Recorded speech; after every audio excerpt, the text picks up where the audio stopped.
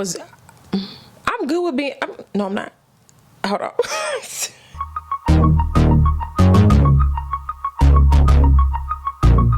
What's up, y'all? Welcome back for another episode of Succeeding in Singleness. My name is Janae. I'm your host for the podcast, at least for this show. I don't know. Is it a podcast? It was supposed to be, but here we are. But either way, we're here, and I'm just so excited that we're back. I know it's been a minute. I'm sorry. Woo! I'm sorry. Sorry, chit-chatting again. Are you excited to chit-chat? I hope so. Now, one of my goals was to put this on a different platform, which I think I'm gonna still have those videos over there as a backup, and then have the videos over here too. I don't know. We're just gonna say we're starting a new season, okay? We are going to be talking about just so many different things, but I just want to talk about, I think this one could be titled like just navigating singlehood, navigating being, for some of us, just being an adult or being a young professional, anything like that. Just how to navigate it and how has it been going, and just kind of keeping it real with each other. Where are you? How are you with this particular stage in life? We don't have to really specifically talk about, you being single. Maybe it's your work. Maybe it's your health. Maybe it's your faith walk. Whatever it may be, let me know where you are, and I'll talk about the same thing and just try to end it with just some encouraging things and, just flow. This one I didn't write out anything. Typically I try to write it out so that it's more succinct and that, I can leave y'all with some nuggets at the end. But this one, we're just gonna keep it simple. Okay. How is it? I think right now I'm good with being, no, I'm not. Hold on. What I have to refocus is that I am good with being where I'm supposed to be. I'm okay with where God is telling me to go. That's what I want to focus on right now. If I focus on the fact that I'm just still single, I realize that it can kind of like get sad. For some, you can get mad. Uh-oh. And that's not what I want our focus to be. Okay. I want it to be like, you're succeeding and satisfied with where God has you, as in, because you know that he has your best interests at heart. That he cares about what you're going through, what you're up to. God, plenty of times in the Bible, has provided so many scenarios of ways of escape, routes for people to get free and all this different type of stuff. So there's nothing different from you. Like, God is setting everything up so that you can win in this particular area of being single. But also too, so say if you're like, girl, I ain't think about being single, but he also has set up for you to win in your finances, but also win at your job, win even in your family right now. Whatever it may be, God has already set that up. So I just want you to know that as well, and remind myself too, like, some things just seem like it's just not moving the way I thought it was going to go. What's going on? God is like, yeah, I see what's happening. I got a way of escape for you. Like, yeah, that's not working the way I know that you thought it would, but I have something, I promise. God, his promises.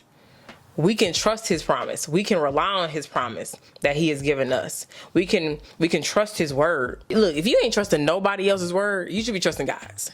The Bible say the heart is deceitful, all these things, and we're not to please others, but to please God. And when it keeps reminding us, it's directing us back to God every single time. So my focus, it should be what God is having me do, what God is saying about me, what God has called me to do, what God has already said about my situation. That is my direction. That is my focus. And that is my final yes. Well, that is my final stance when I am seeing stuff go right and left and up and down and all around. I'm like, bro, what's going on, bro? What's going on, bro? Like, what? I know when I think about what I'm doing like for work versus what God has also called me to do, sometimes it's like you kind of could feel like, how am I to balance both of those things? Like, I know I'm supposed to do this job, but I also know that you want me to do this. Lord, how does that look? It goes back to what I mentioned earlier. Like, he sets things up where it doesn't make sense to you, but he's like, no, it's all going to come together. It will all make sense. I think sometimes too, we think we don't have the time for things, or we can make space for things, or like we don't have the money for things to happen. But God is like, no, like all you have to do is that first step that I asked you to do, and do it with boldness, do it with confidence in me, and trusting that I have the rest of it set up for you. That's one thing about doing my 9 to 5, but then also doing content creating. It's just like, how am I supposed to do both? How? Because, you know, once you get done with work, you be done. You be tired. And you're kind of just like, Lord, I know you told me to do it, so... but I'm tired. But he's like, no, this is where we, you know, get off of our own strength and lean onto his strength, where that put that super on my natural, because the natural side of me doesn't want to keep doing more work after I just clocked out of work. But he's like, look, I can help you through this. I can guide you through this. I also got resources for you too, where you don't truly have to do this alone. Some of us kind of think that we have to do certain things alone, but really, if you look around us, God has set us up with the right people to be our resource. But sometimes we just don't want to ask for help, or say that we are in need of help, and just think that we're invincible. But really, like, we are here to do life together, to have community. And that's why the people around you are in your life for a reason. You know, if you pick people right, sometimes we don't be picking people right. Or we be doing people wrong, and then now we ain't got no friends. Okay. That's another story for another time. Okay. But God is like, I have given you resources. You don't want to use them. But I set you up properly. And I think about that too with content creating and also doing my job. I'm just like, I do have people around me that if I really needed help, they will probably edit a video for me. If I really needed help, they'll probably listen to the ideas that I have and, you know, narrow it down and make sure it makes sense and that, you know, my audience can receive it well. But I've just decided, like, no, too much. I don't have the help. No. Look around you, see what you have, whatever it may be. And sometimes too, if people aren't your actual resource, you do have the internet. You know, there's a lot of things, or even free resources that you can use, so that you're not just like done and out when it comes to the things that you know to do. So whether it be for your finances, there are budgeting apps out there. There are free, you know, financial resources out there, like, you know, people that can help you with budgeting and understanding how to invest your money in X, Y, and Z. There are resources out there, but sometimes we just don't want to do the work to look that up. But just try. What I'm just basically getting at is, do not give up on this because it's just not making sense, or it's not coming together the way you thought it would or could. And a lot of us have heard this before, but it's like we have to hear these things over and over again. For one, because we're human. Our human side just wants to get relaxed. It just wants to procrastinate. It just wants to give up. It just wants to give in. And it's like, no. God is like, no, I love you so much that I have made sure that you are taken care of. I always think about the scripture about, if he take care of the lilies, the birds, the little tweets, he's taking care of them. He's taking care of you. Okay? So you're good. You can do both. Okay? It is not hard. One of the things I told my friend, which I don't know if I ever shared this part of the story, but sometimes we're going to probably repeat stories in these videos, but just rock with me. So one of my friends, I told her, I said, the connection I have with cooking is not there. I don't know where it's at. I keep looking for the connection, the Wi-Fi. It's bad Wi-Fi out here. But I just don't get excited about cooking.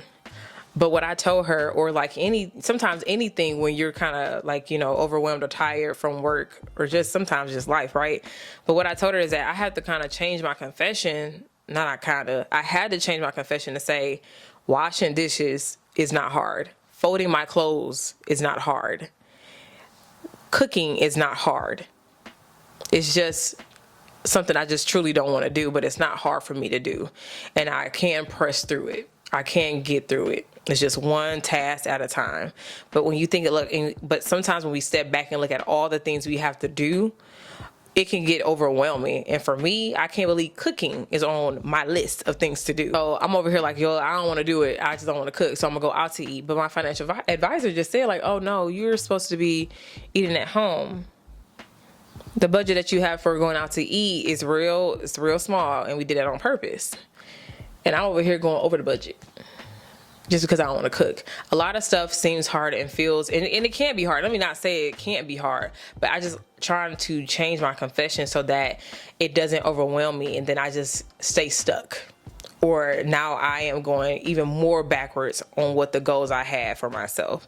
And so that's just some of the stuff that I just want to talk about. I don't know if this video is going to be long, but I just wanted to share that. And I just do want to ask y'all a couple of questions, and you can ask it down below or ask it to yourself throughout the week.